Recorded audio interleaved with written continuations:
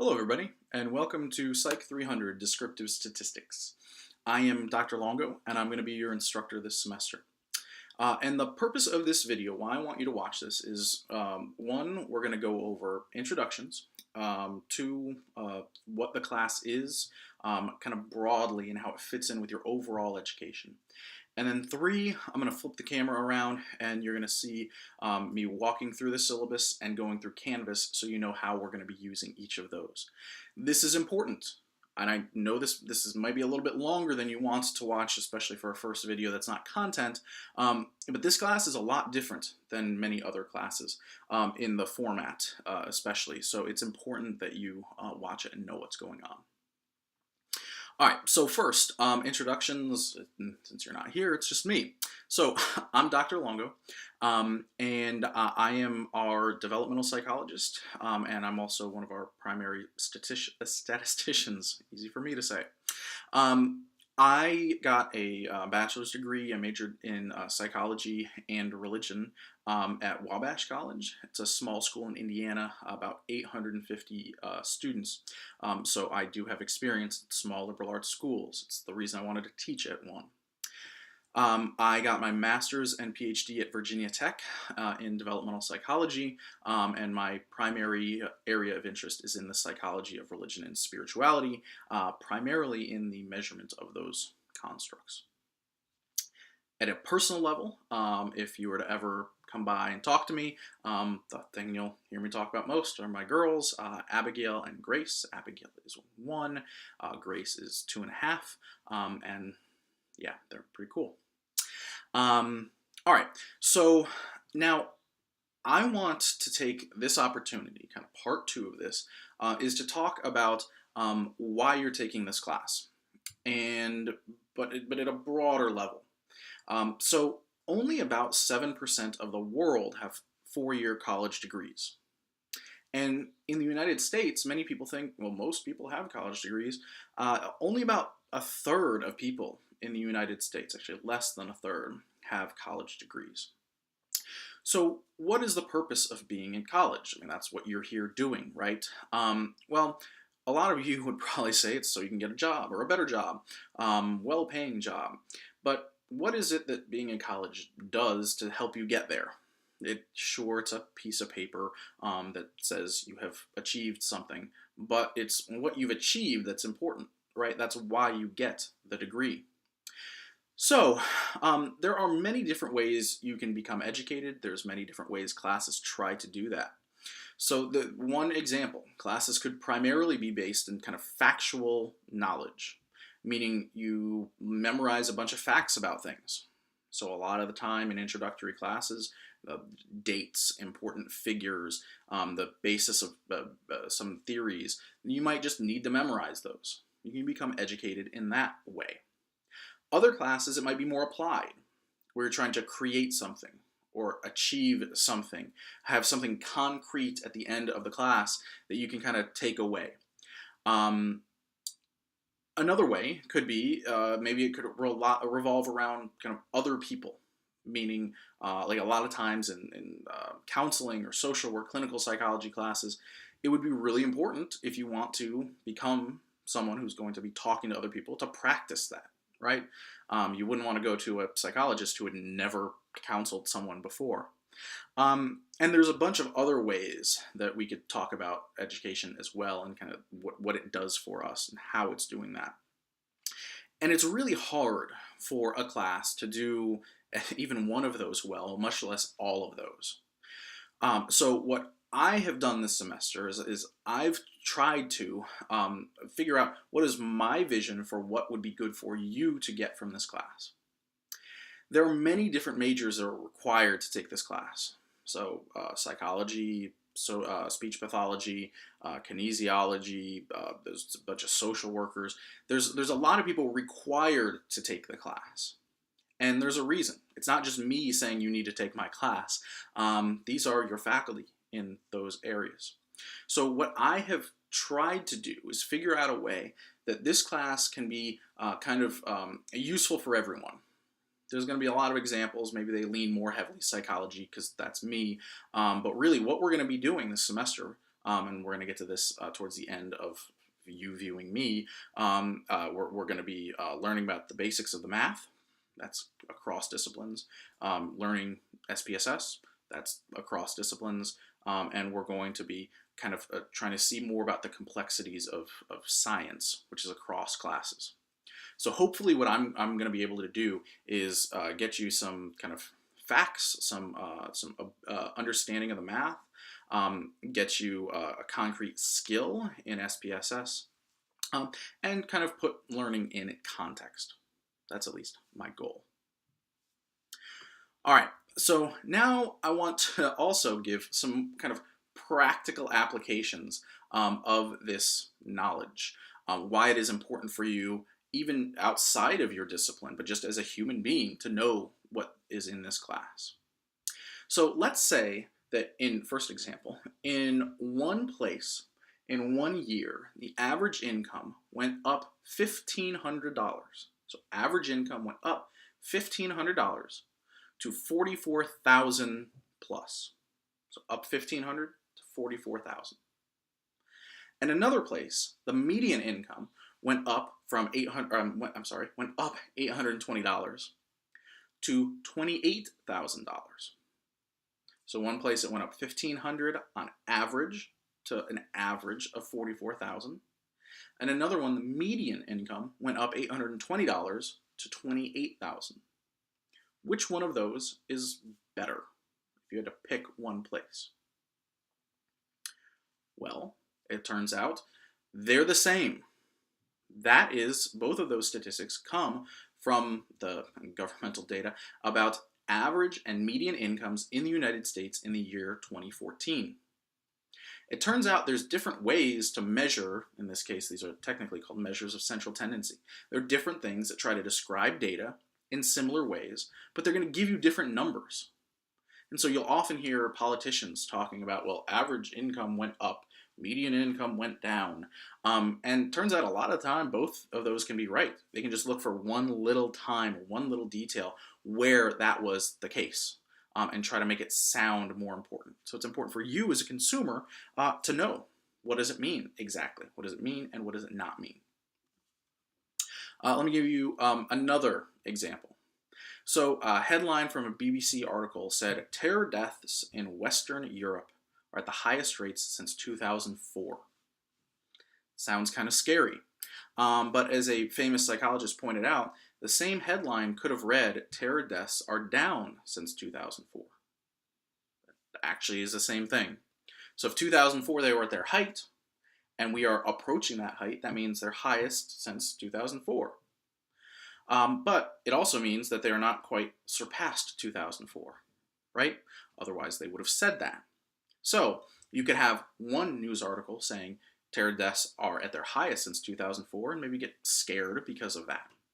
On the other hand, you could have another one that says terror deaths are down since 2004. Good.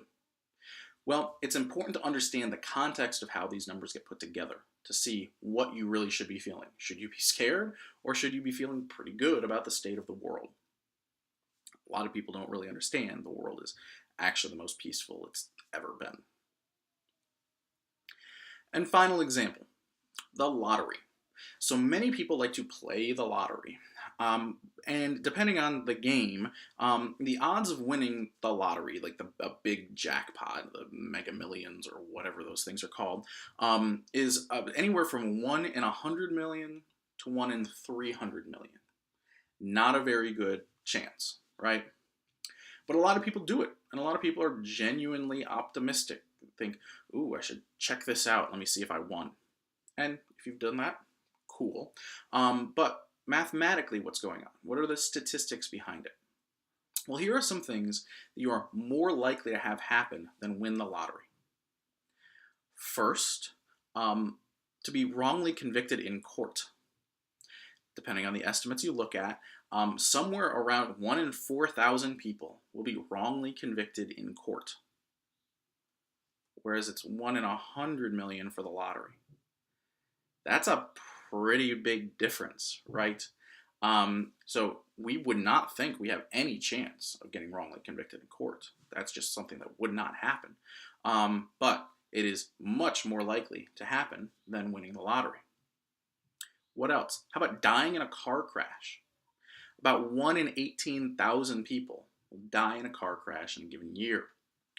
Well, this obviously is terrible, but it also points out that we have this idea that like we could win the lottery, 1 in 100 million, but not a whole lot of people go to their car thinking, I could die. There's a much better chance of me dying in this car crash than winning the lottery. Not that I want you guys to be concerned about that, but understanding the odds. Being murdered today, chances are about 1 in 19,000, so about the same as being killed in a car crash. So those two things together, you should actually be a little bit more scared of dying in a car crash than being murdered, depending on where you live. But something a little bit more ridiculous. Dating a supermodel. Chances of dating a supermodel, about 1 in 88,000. And the chances of winning the lottery, 1 in 100 million. A little bit better chance there. Or the chances of being killed by an asteroid.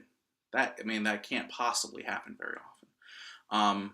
Well, actually, 1 in 250,000 people die from getting hit by an asteroid. 1 in 250,000. Winning the lottery is 1 in 100 million. Much worse chances. How about drowning in a bathtub? 1 in 685,000. 1 in 685,000 people drown in a bathtub. 1 in 100 million people win the lottery. Getting eaten by a shark. 1 in 3.7 million. How about being an astronaut? You can't possibly have a better chance of winning. Being an astronaut than winning the lottery. Yes, it's about 1 in 13 million to be an astronaut, whereas it's 1 in 100 million on the low end to win the lottery. How about die in a terrorist attack? 1 in 50 million. You are at least twice as likely to die from a terrorist attack than to win the lottery. But the chances of dying in a terrorist attack are still not very good. You're about 14 times more likely to die in a bathtub than from a terrorist attack. You're about somewhere between 100 and 1,000 times more likely to date a supermodel than to die in a terrorist attack. And when it gets even more specific, what about dying from an Islamic terrorist attack? The chances are let me get closer to make sure I got it right, 0.000000589% chance of being killed by an Islamic terrorist attack. But we think, if you were to think, what's more likely, me to get drowned in a bathtub, or die, or date a supermodel, or die in a terrorist attack, many more people, that's what they would be afraid of. Or driving in a car, or dying in a terrorist attack. Most people probably don't go to their car and think, I have 50 times better chance of dying in a car crash than dying from a terrorist attack. And we spend so much money trying to prevent terrorist attacks, which I'm not saying we shouldn't, but maybe we should spend a little bit of that money on something that is vastly more likely to happen. And the last one, dying from a vending machine falling on you. About 2 people a year die from vending machines. It's about 1 in 112 million.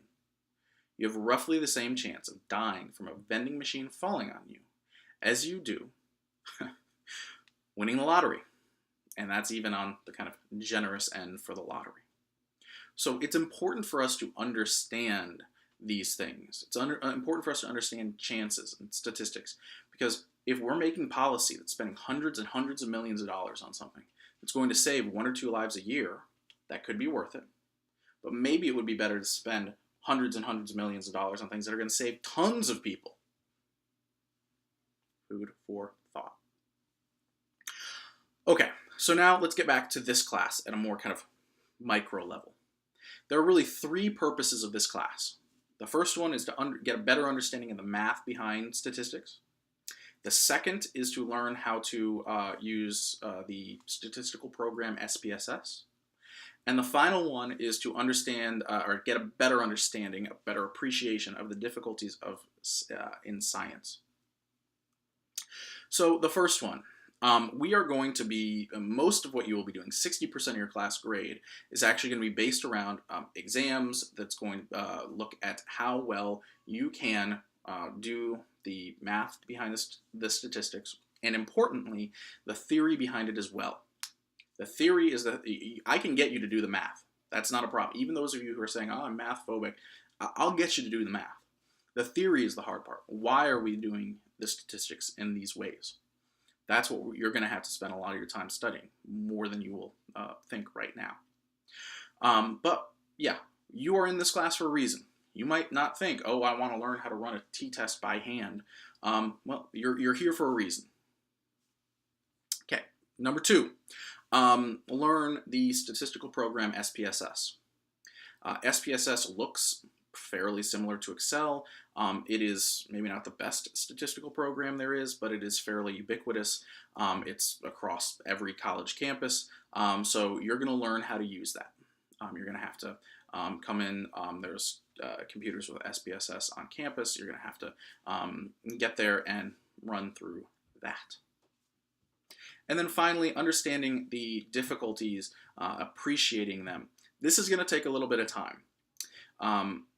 It's really going to take you understanding the math behind the statistics, and then understanding the theory behind them, and importantly, what we don't know. I say in one of the lectures, we don't run statistics on things we know, generally speaking. You don't try to estimate how many arms the average person is going to have, right? We got a pretty good idea of that. It's only things we don't know that we really want to get into advanced statistics to figure out. So hopefully you'll be able to appreciate that throughout the semester. So what are you going to be taking away from this class? Well, first of all, you're going to be happy because statistics is fun. But you're also going to get a better understanding of the math that is underlying all of the articles, all of the research that you are going to be reading in your discipline. And then finally, you're going to get an introduction to a relatively marketable skill. If you were to go on a job website and type in SPSS, there are going to be some jobs that are actually asking for people to have that skill. So hopefully I can give you a little bit of both of those types of knowledge. All right, so now we've got to get to the syllabus. So let's look at the syllabus. So we're going to go through this in relatively painstaking detail, but I promise, again, it's important because this class is different than ones you've taken before. So you can see just kind of the general information up here, and the first thing that you should know or notice is that office phone, office hours, all of those things are different than typical, in part because Comer is under construction this summer. So make sure you pay attention so we can talk about how to get in contact with me. Course information, here is our meeting time, but it turns out we're only going to be meeting necessarily when you are going to be taking exams. The location will be in UMOM 201, again not Comer because it's under construction. There is no required text for this. I think it's, generally speaking, in a stats class going to be a waste of your money. You can find better explanations either through talking and meeting with me or online, or you can find a textbook that seems good to you. The math is the math, no matter where you are looking. All right, so the summary of the course, you can read that yourself. It's not particularly important, but the most important thing for you to see on here is this class format, and I would read this very, very carefully. Now, the whole reason that this course is different is I had a bit of an epiphany and realized that I don't want students to just be taking a class and plowing through exams that they might not be prepared for, they might not really understand. Maybe they pass it with a C and then move on to the next thing. Because that's not really understanding it, right? At the end of a semester like that, you might not really understand much of anything. You might have been exposed to a lot of information, but not truly understand any of it. So I want to change that. I want to make it so you might not be as exposed to as many things, but the things you are exposed to, you really understand. So we are going to be doing this differently, and some of those ways I mentioned here is that you're going to be this classroom is flipped, so you're going to be listening to lectures outside of class. You can decide when and how many of the exams you want to take. And also, if you do not pass the exams with the necessary amount or necessary score, you'll be able to retake them because I want you to understand the material. So let's go over some of the specific differences. So first of all, this is a hybrid course, as you saw, and hybrid courses are actually pretty broad. What that means, in our case, what it means is you don't have to come to campus unless you are going to be taking an exam. Exams are on campus. Everything else can take place off campus. You have 9 opportunities to take exams over the course of the semester. You only have to take 5 of them. So in theory, you could get through the semester and only come to campus 5 times. Now, these exams will be taking place at the assigned classroom at the assigned time unless there is some kind of excused absence. And in that case, let me know and we'll make things work. Now, the lectures, I have uploaded the lectures onto Canvas and through YouTube. So I'm going to show you Canvas in a minute, and you'll be able to see how you can access the lectures. You'll watch those, and then once you complete watching the lecture, you'll move on to doing activities. And these lectures that you will see have to be taken, and the exams as well, have to be done in the order that they are on Canvas. And again, this might make sense, a little bit more sense when you see Canvas. So once you see the lectures, you'll do activities. I have sample worksheets, example problems, things like that online. Now, typically what happens, so for example, this last fall, what happened was students watched the lectures outside of class or even in class, and then they would complete the practice problems or in-class activities that you will have access to in class. This is what a flipped classroom means. It means you do the lecture outside and then you work through the problems in the classroom. So if you have problems, then you can ask me. It makes it so that more of the class time is spent not just listening to me yap, but taking advantage of me being there and helping you work through things. So in this hybrid format, you're going to be doing the lectures outside of class, quote unquote, and then you will be doing the practice problems. Then, when you have issues, because inevitably there will be questions that come up, you can either email me questions or you can schedule a time for virtual office hours with me, which we will talk about here. So office hours will primarily be done through Canvas and through the conferences feature on Canvas. Now, when you want to have office hours with me, you need to send me some times you'd be available. Perhaps they'll be in our class time, the regularly scheduled time, but I want to be flexible for you. So I'm willing to do it as long as I am free anytime between 9 a.m. and 5 p.m. But you have to email me at least 24 hours in advance of when you would like to meet. So, as I say in here, if you want to meet at 10 o'clock on a Thursday, you need to email me by 10 o'clock Wednesday requesting those office hours. Now, Canvas conferences allow us to talk, but it can allow for more than that. So you will be able to talk to me. I can talk to you. You will be able to see me. And if you would like, I can see you, although that is not necessary. I don't want to freak anyone out. So in theory, you can be, sitting in your apartment or your dorm room or whatever, and I don't even have to see you. If you just want to ask me some questions, you could see me. You could see me working through some problems. I could demonstrate it to you, and I never even need to see you. You actually, in the conference, have to click a button that says that you are sharing your webcam with me. So it's not necessary. However, sometimes that might be good, right? Maybe you have an error with a problem and you don't know where it is. Well, it might be good for you to turn on your webcam and let me see your work and I can figure out where it is. So one thing to note though here is I am choosing that Canvas is going to record all of these conferences. So behave accordingly, please. And then the final thing about kind of the technical side of this, I've had much more success using Firefox than Chrome or Safari, but I've been using a Mac, so it might be different with your computer. If there are computer problems, we can work that out.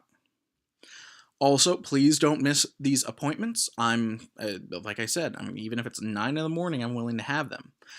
If you are late without letting me know that there's something going on, I'm not going to be available and you'll have to reschedule.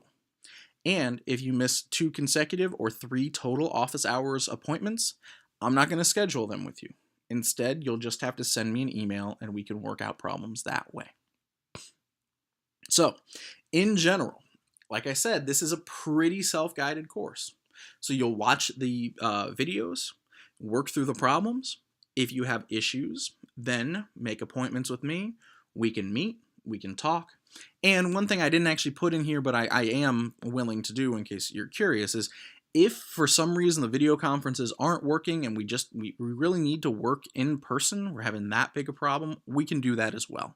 But this is the primary way I want to try to do this at first. All right, now exams. So exams are not going to go like classes typically have them. As I said before, instead of just trudging through exams that you might not be ready for, in this class, you have to take the exam with an 85, you have to score 85% on the exam in order to pass it. Because I want to make sure you really know it. But if you don't get 85% on it, that's okay, because you get to retake it. You have 9 times that you can try to take a test. You only have 5 of them that you need to pass in order to get an A. So you can fail 4 of the classes. You can get 84, 82, 50% on tests and still get an A in the class if you're willing to work through it. Because again, I don't want you just to push through. I want you to know the material. And we're going to talk more about exams below. All right, Canvas modules. We're going to be using Canvas a bunch this year. The Canvas modules are the way we are going to progress through the semester. So which exam are you going to be taking? What video do you need to watch? That's done through Canvas modules, and I'll show you that more when I show you Canvas. Assignments. There are points throughout the semester based on assignments. That's going to be information that's not covered on exams, but that's important for you to do. Also, it's going to be material that you can complete between when you take the exam and when you know how well you did on the exam. So it'll usually take me the 10, 12 hours to get exam grades back to you. In that time, if you're looking for something to do, you're able to work on the assignments. And all of them are going to be turned in online through Canvas. We'll get to more of that below. And then the last thing is SPSS.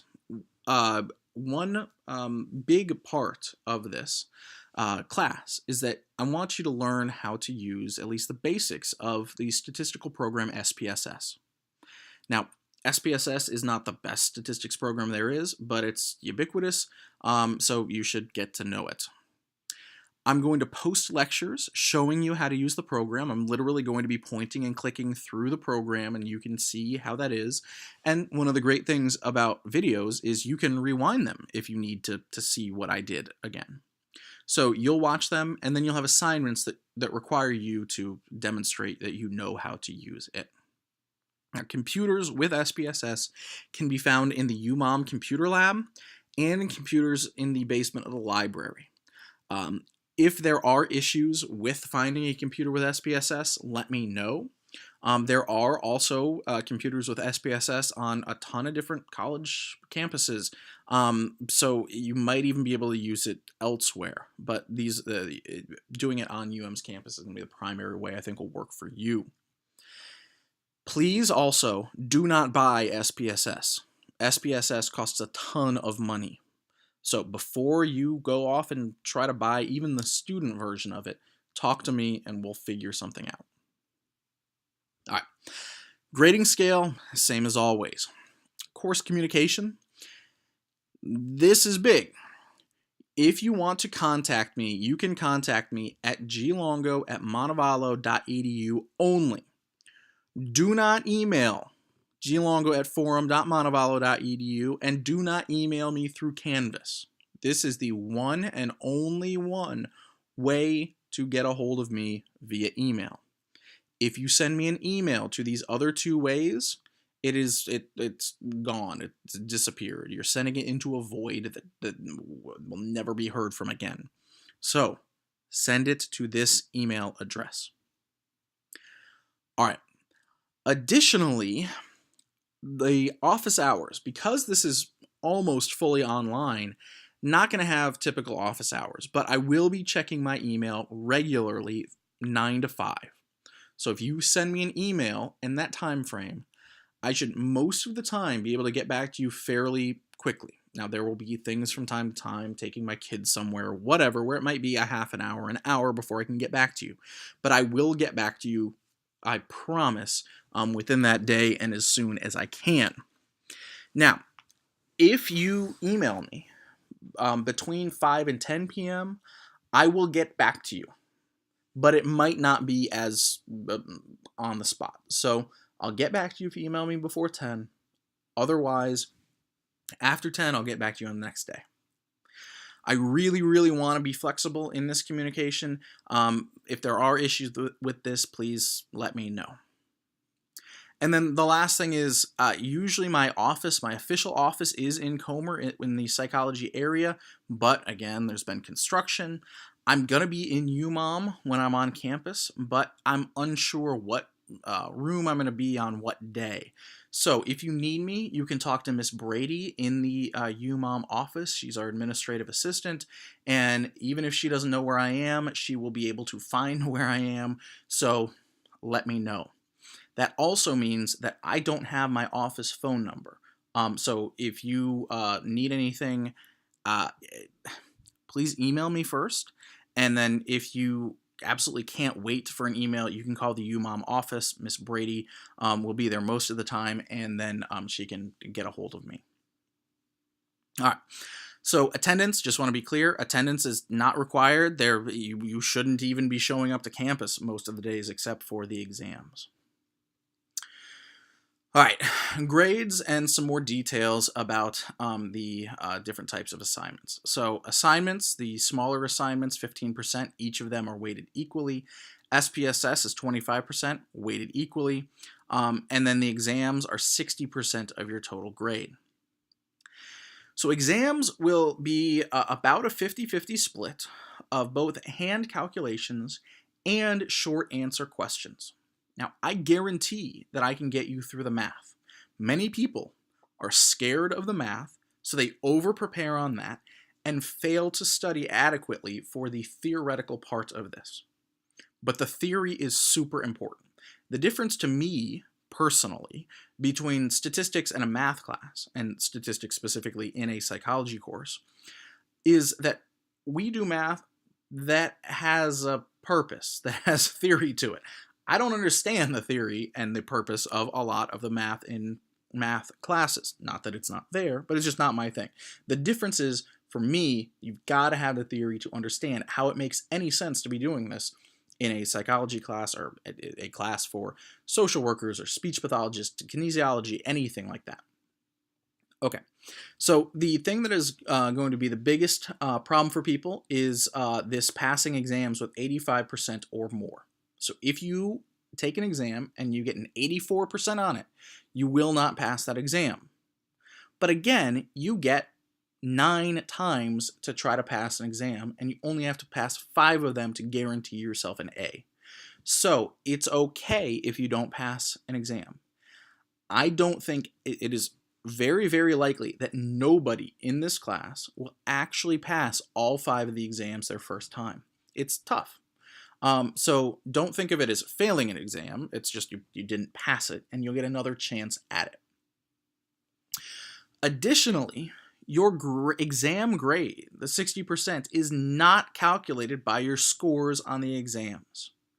Instead, it's determined by how many exams you pass and how many attempts it takes you to pass them. So, and I'll just skip ahead and give the explanation now. So, you have descriptive statistics, chi-square, t-test, correlation and regression, and ANOVA. Those are the 5 tests you will have. Each time you try it, if you pass it, you will get a different amount of points added to your grade. So, and this is out of 100. So if you pass descriptive statistics, the first time you take it, you will get 60%, 60 points, towards your exam grade.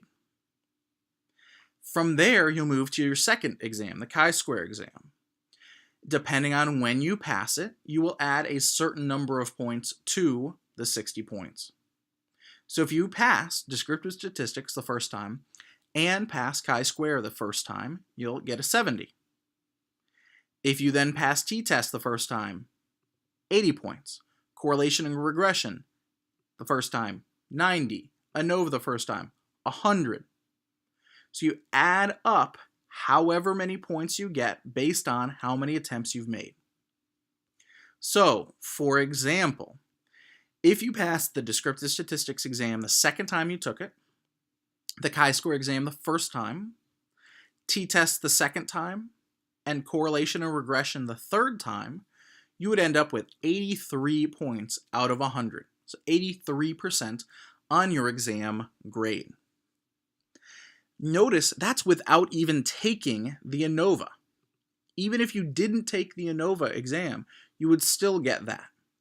That's why I said towards the beginning of this that you could choose how many exams to take. If you're happy with an 83, then you don't even have to try the ANOVA. I wouldn't suggest doing that, but you wouldn't have to. So, depending on which attempt number for each exam, that determines how you score. And that is if you get 85% or higher. So let me just reiterate. You could get 100% on your exam grade with only getting 85% on each of the 5 exams. So while it's harder to pass them, you can also get a higher percentage when you do pass them, if that makes sense. All right, so let's go through the rest of this up here.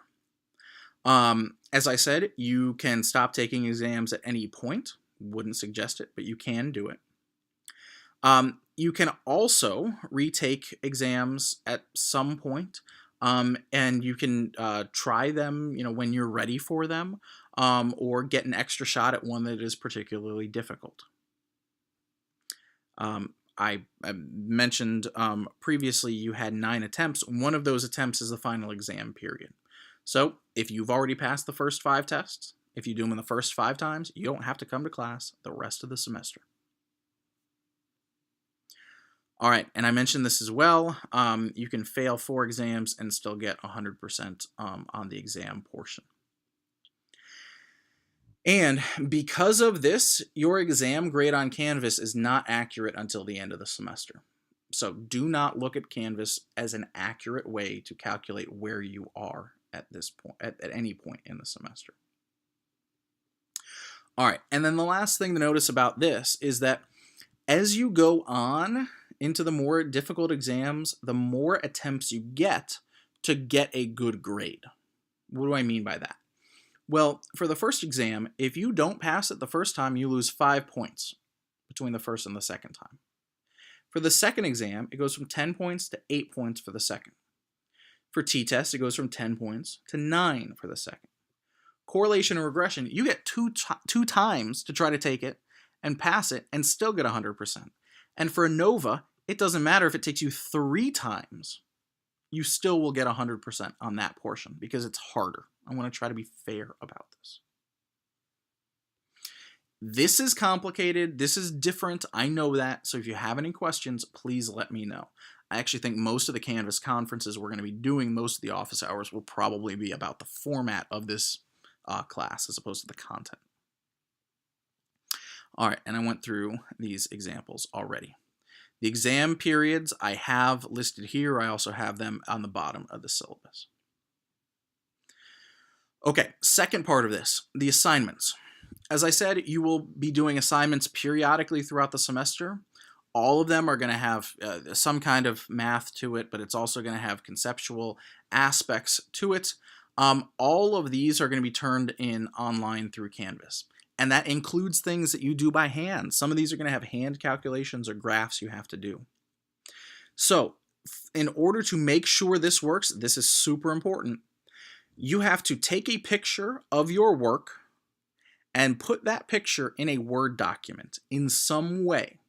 So, what you might think about doing is, if your phone has a camera on it, most of you probably do, take a picture of your work, email it to yourself, and download that picture and put it in a Word document. Then upload it to Canvas. Last semester, I tried to let people just upload it in any way they could, and there were a lot of different problems. It turns out Canvas doesn't like certain types of pictures or some types of formats that some phones do. So this is how we're going to do it. If you don't you will not be able to upload a non-Word document to Canvas. I've restricted the types of files that they will take. This is also important, is that you need to look at the assignments once you've taken the picture, once you've got it onto your computer, into a Word document. You need to look at it and make sure that all of the assignment is clearly legible, that you haven't accidentally cut things out of the picture. If I can't read it, and that is in my determination, if I cannot read it, or you have information that is cut off, then you are not going to be able to get points for that part. And if you have a question, if you say, I think that you can read this, but I'm unsure, can you look at it? Ask me first. If I do any grading on your assignment, and then I can't read some of it or something like that happens, you will not be able to do it again. Also, because these assignments will be due at different points throughout the semester, as I'm going to show you on Canvas, I actually won't be grading your assignments until the end of the semester. Because you might turn in something before someone else. And if I were to grade your assignment, you could then tell a friend. I'm sure none of you would ever do this. But you could tell a friend what you got wrong or where you made a mistake. I don't want to do that. I don't want to give anybody the opportunity to be pressured into giving a friend their work or anything like that. So we're just going to cut that out. So I actually am not going to be grading the assignments until the end of the semester. I'm sorry, that's how it is. Okay, last part of your grade is SPSS. As I said, this is kind of the secondary purpose of this course. Mentioned a lot of it previously, but the assignments, you are going to be able to do them in any number at a time as you want. If you wanted to come to campus and set aside 3 hours and do all of the SPSS work, you could do that. You just have to get it done by certain dates. But if you wanted to do all of it towards the beginning of the semester, in theory, you could do that. You won't understand some of it because if you haven't got to some of the math, you won't understand what you're doing necessarily. But you can do this almost at your own speed. All right, expectations, read this yourself. Electronic device policy, you can read this part to yourself, but this part is important. You need a calculator. It doesn't need to be a graphing calculator, just addition, subtraction, multiplication, division, exponent, and square root functions. And you may not use calculators that are programmable or use cell phones on exams. If you show up and you have a calculator that is programmable, I'm going to tell you can't use it. If you somehow sneak it into your test, the test won't count. So do not use or try even to use programmable calculators or cell phones on exams. All the PowerPoints, all of the slides that I used for the lectures can be found on Canvas if you go to Files and then Lectures. I'll show you that in a minute.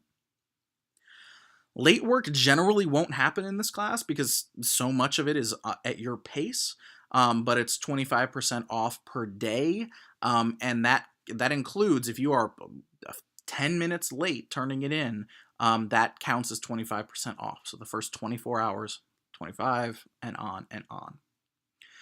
Exams have to be taken at the date I've given, especially because you get 9 attempts to pass 5 of them. If you have some kind of excused absence, like, God forbid, a death in the family, of course we'll work through that. Don't worry, we'll get that. But if it's just I slept through or something, that's on you. And if you know you're going to be missing an exam ahead of time, you have to let me know. Academic dishonesty, just don't do it.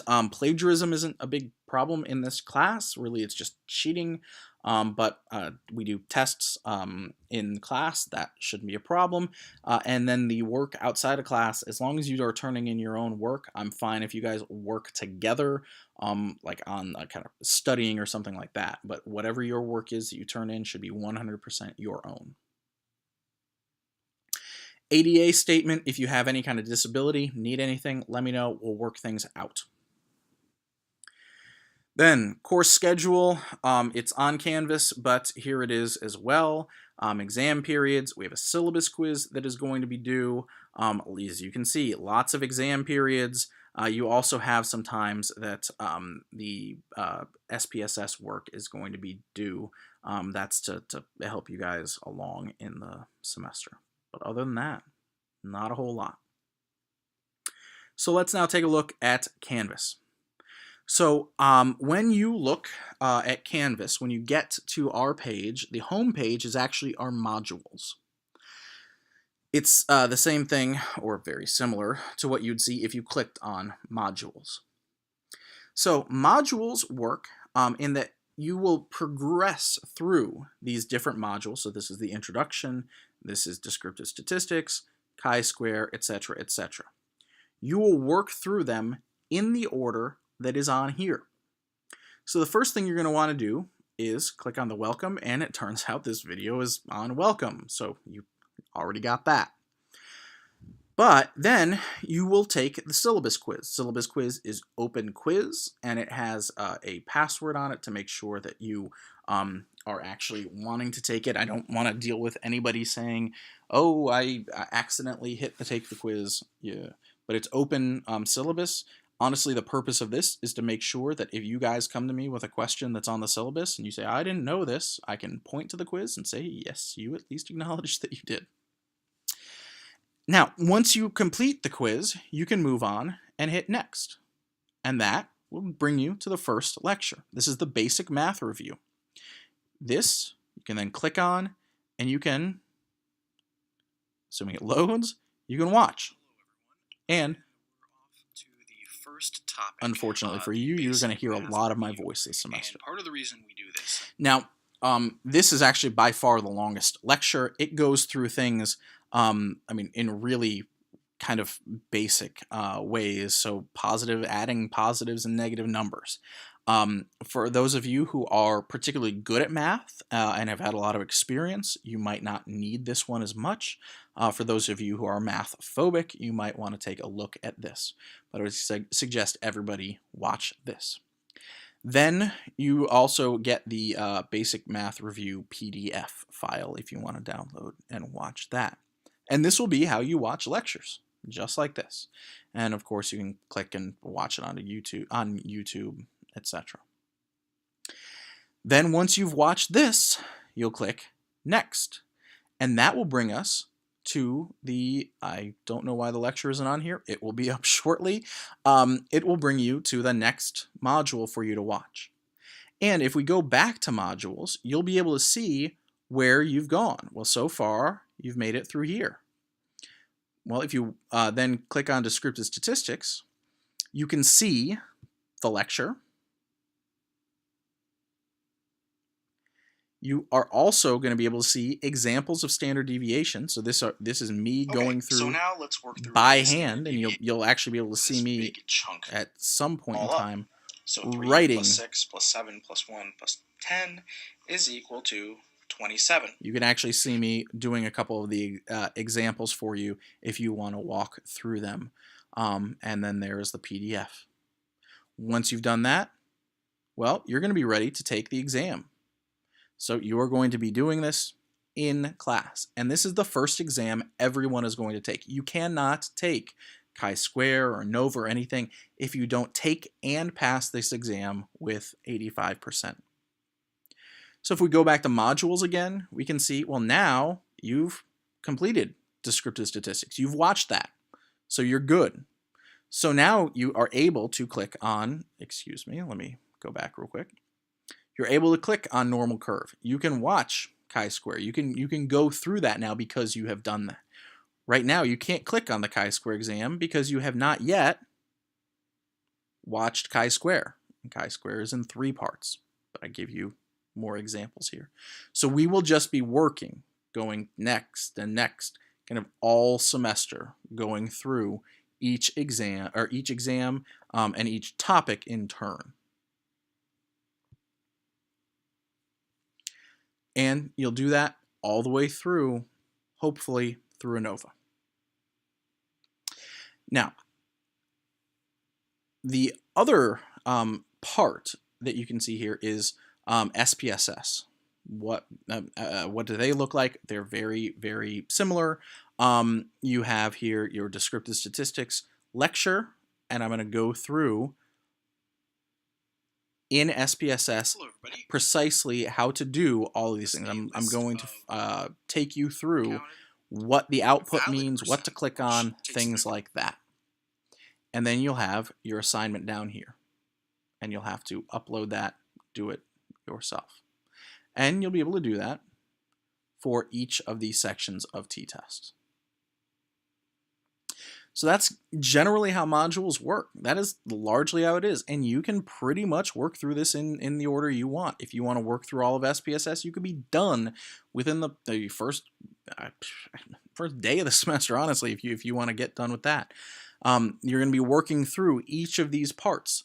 As you pass the chi-square exam, you go on to t-test. When you pass t-test, you move on to correlation, etc., etc. What else is on here? Well, you can click on assignments and see what you have when there are due dates. There's a lot of them that are undated because you can do them whenever you want. Some of them you have to do by the end of the semester, but except for the SPSS stuff and the syllabus quiz, there's nothing that has to be done by a certain time.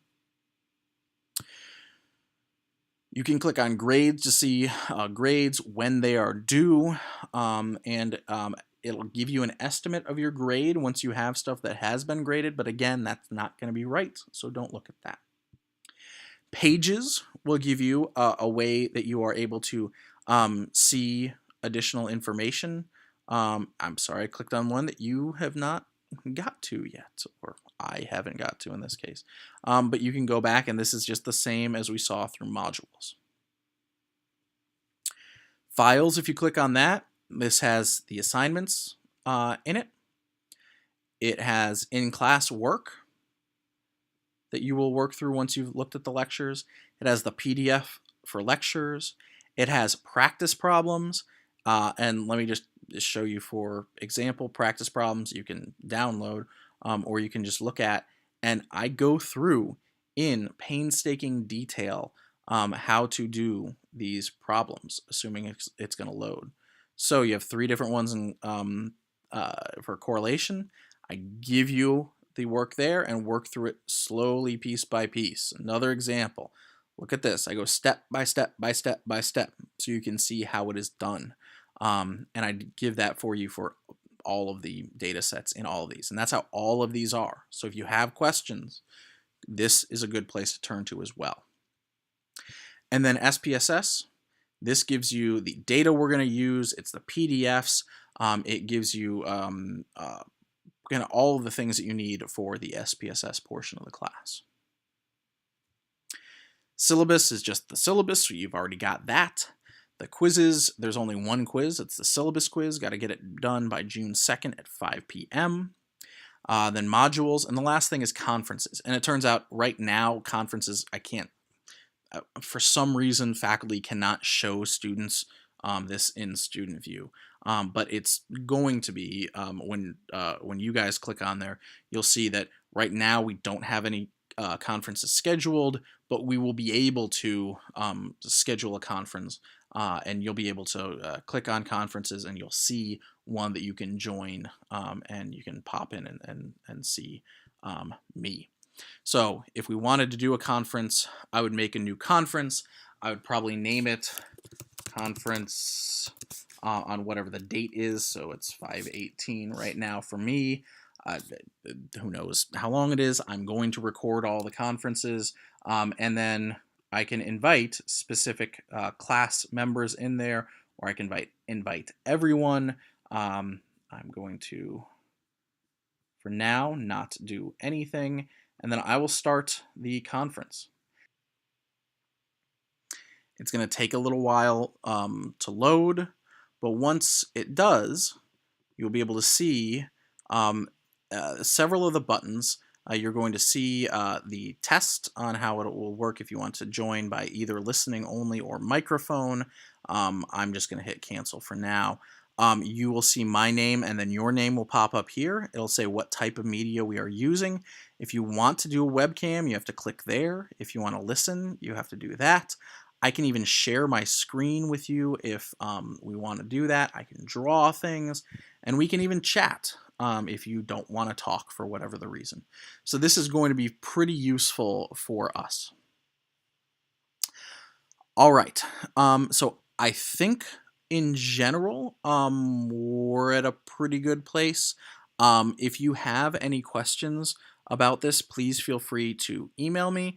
Again, email right here, the most important thing at this point in time for you to have. And I'm, as always, going to get back to you as soon as I can.